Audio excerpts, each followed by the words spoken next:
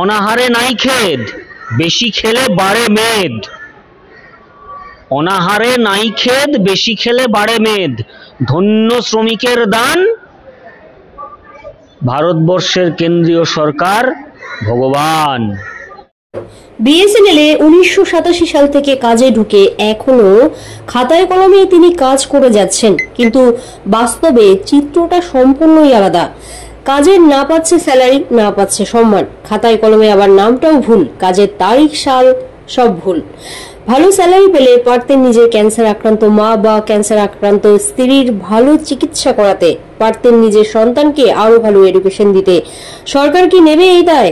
গাফিলতিটা কার? হাওড়া আন্দোলনে সুখেন্দু বিকাশ নাথকে পেলাম হাইকোর্টের, জানবো তার থেকে। স্কুল থেকে পাশ করে গেছি, অদ্ভুত ব্যাপার। আগে মানুষ জন্মাবে, তারপর তো সে স্কুলে পড়বে। ঠিক এখানেও তাই। আসলে এটা কেন্দ্রীয় সরকার ভারতবর্ষের মানুষের সাথে এইরকম ভাবে তঞ্চকতা করছে।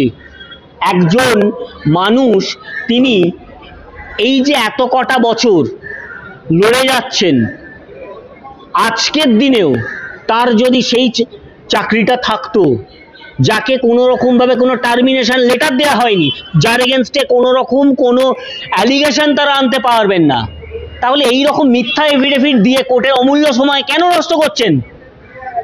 এটা খুব পরিষ্কার কথা যে তাদের কিছু বলার নেই। তারা হয়তো, আমি জানি না যে কোন ব্যক্তির মস্তিষ্ক থেকে এই ধরনের মিথ্যা প্রতিশ্রুতির বদভ্যাসের বক্তব্যগুলো, বুদ্ধিগুলো আসছে। এই চাকরি তৈরি হওয়ার সোর্স, যেখানেতে আমি সুখেন্দুকে শুভেন্দু এই নামেতে আখ্যায়িত করে একটা ডকুমেন্টের জায়গায় অন্য ডকুমেন্ট দিয়ে দিচ্ছি, 88 জায়গাতে 86 সাল বলছি, তাহলে সেই জায়গায় দাঁড়িয়ে প্রকৃত মানুষের আইডেন্টিটিটাকে নিয়ে আমি ছেলেখেলা করছি, যেটা এক কথায় ব্যক্তি স্বাধীনতার পরিপন্থী। ভারতবর্ষের সরকার, কেন্দ্রীয় সরকার যদি এই কাজ করে, তাহলে তো খুব মুশকিল। আমরা আজকে আমাদের মতন আর্গুমেন্ট করেছি সেন্ট্রাল লেবার ট্রাইব্যুনালে, আমরা আর্গুমেন্ট করলাম। আগামী দিন আদার সাইডের আর্গুমেন্ট হবে এবং আমরা খুব আশাবাদী এই যে অদ্ভুত রকমের এফিডেভিট, অদ্ভুত রকমের বক্তব্য, সেই অদ্ভুত রকমের এফিডেভিট সম্বলিত অদ্ভুত রকমের বক্তব্য কোর্ট মন দিয়ে দেখবেন যাচ্ছে, যেখানেতে মানুষের নাম পরিবর্তন হয়ে যাচ্ছে, এমনকি এফিডেভিট আগে পড়ছে তাদের কথা অনুসারে, তারপর রিটেন স্টেটমেন্ট পড়ছে। ডিটেলস বলবে কি দাদা? প্রথমে একটু আপনার, আমি আইনজীবী দেবরাজ মল্লিক। প্রথম কথা বলে রাখি, সুখেন্দু বাবুর সাথে যেটা হয়েছে সেটা জালিয়াতি। একটু আগে আপনারা হীরক রাজার দেশের কথা বলছিলেন না? এনার অবস্থাটা হচ্ছে অনাহারে নাই খেদ, বেশি খেলে বাড়ে মেদ। অনাহারে নাই খেদ, বেশি খেলে বাড়ে মেদ। ধন্য শ্রমিকের দান, ভারতবর্ষের কেন্দ্রীয় সরকার ভগবান। কেন?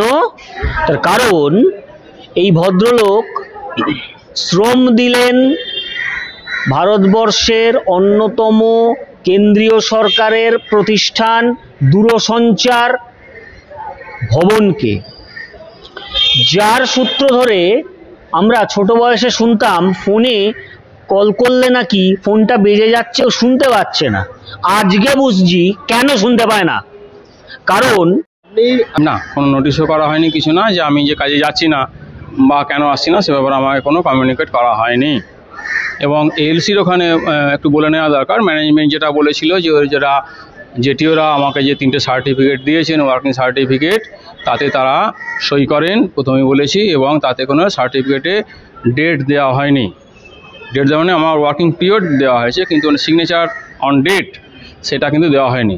ম্যানেজমেন্ট সেখানে যে চিঠি দিয়ে এলসিকে বললেন যে এরা নন গেজেটেড অফিসার, এদের সার্টিফিকেট ইনভ্যালিড, আমি লোয়ার ডিভিশন থেকে কোনো কমিউনিকেট না করে আমি কিছু এর রিস্টেটমেন্টের ব্যাপারে আমি কিছু বলতে পারছি না।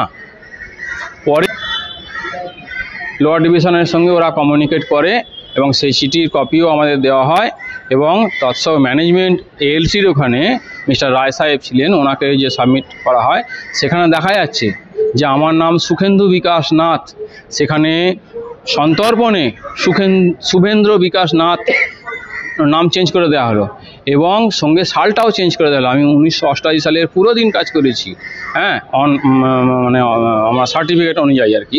হ্যাঁ, সেটা ওরা যখন এলসি ওখানে যখন চিঠি দিয়ে সাবমিট করছেন তখন সেটা প্রথম কথা নামটা চেঞ্জ করে দিলেন শুভেন্দ্র বিকাশ নাথ, আবার 1986 সাল করে দিলেন। আমি তো 88 সালে কাজ করেছি, ন্যাচারালি 86 সালে যদি সার্চিং করা হয় তাহলে উনি কপি পাবেন কেন? ফলে ওইভাবেই কাগজ ঝুলে আছে। ওখান থেকে এখন বর্তমান হাইকোর্ট হয়ে আবার ট্রাইব্যুনাল এর আমি ডিএলএসএতে প্রেয়ার করি আমার অ্যাডভোকেট প্রোভাইড করার জন্যে। তো এখন ডিএসএল থেকে আমার অ্যাডভোকেট মিস্টার দেবরাজ মল্লিক মহাশয় উনি অ্যাপয়েন্ট হয়েছেন এবং উনি আমার কেসটা কোম্পানিটার নাম আরেকবার একটু যদি বলে। ক্যালকাটা টেলিফোন, বর্তমান টেলিফোন বিএসএনএল কোম্পানি। ওরা সার্টিফিকেট দিয়েছিল, যেটি ওর 3 জন জুনিয়র ইঞ্জিনিয়ারদের আন্ডারে আমি কাজ করেছিলাম। 1988 সাল 1987 শেষ দিকে জয়েন করি এবং 1988 সাল পুরো কভার করি এবং তারপর হঠাৎই 1989 আমাকে হঠাৎ সেখানে বসিয়ে দেওয়া হয়, কোনো কাজ না দেওয়া হয়, কাজ দেওয়া হয়নি। তারপর আমি এএলসির ওখানে প্রেয়ার করা হয় এবং এএলসি আমাদের ইউনিয়ন বিএমএস ইউনিয়ন এবং আমাকে এবং ম্যানেজমেন্টকে ডাকে। ম্যানেজমেন্ট সেখানে প্রথম যে চিঠিটা দিয়েছিল, কারণ যেটি ওরা যে সার্টিফিকেটটা দিয়েছিলেন এবং ওনারা সই করেছেন কিন্তু সইয়ের কোনো ডেট দেননি।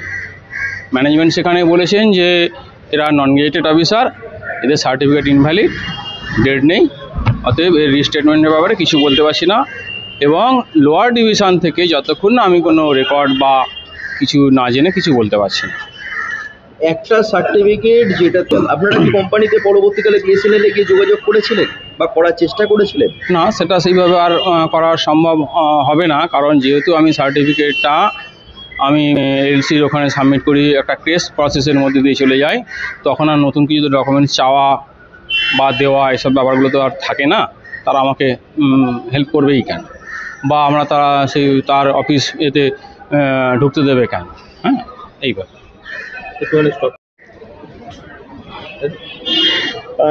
কাজের ব্যাপারে আমি যোগাযোগ করেছিলাম 89 থেকে, যখন কাজ দেয় না, কিন্তু আমি রোজেরই প্রায় যেতাম এবং বলতাম যে কাজের ব্যাপারে, এবং আমি রিটিন চিঠি দিই, বাংলায় আমার চিঠি দিই যে অ্যাসিস্ট্যান্ট ইঞ্জিনিয়ারকে, যে অন্যদের সকলকেও, আমাদের যারা কোওয়ার্কার ছিল অন্যদের সকলকেও কাজে নেওয়া হলো, আমাকে নিলে আমার ফ্যামিলিটা বাঁচে এবং আমার কাজটা হলে ভালো হয় আর কি। তা ওনারা কোনো কর্ণপাত করেননি। তখন আমি registry with AD, assistant engineer, হ্যাঁ, ডিভিশনাল ইঞ্জিনিয়ার, ক্যালকাটা টেলিফোনের জেনারেল ম্যানেজার এবং সিজিএমকে আমি উইথ রেজিস্ট্রি এডি চিঠি দিই, তাতেও কোনো রিপ্লাই আমি পাইনি। তার প্রেয়ার করি যে আমাদের ব্যাপারটা যদি মেটানো যায়, সম্ভব হয় আপনি দেখুন।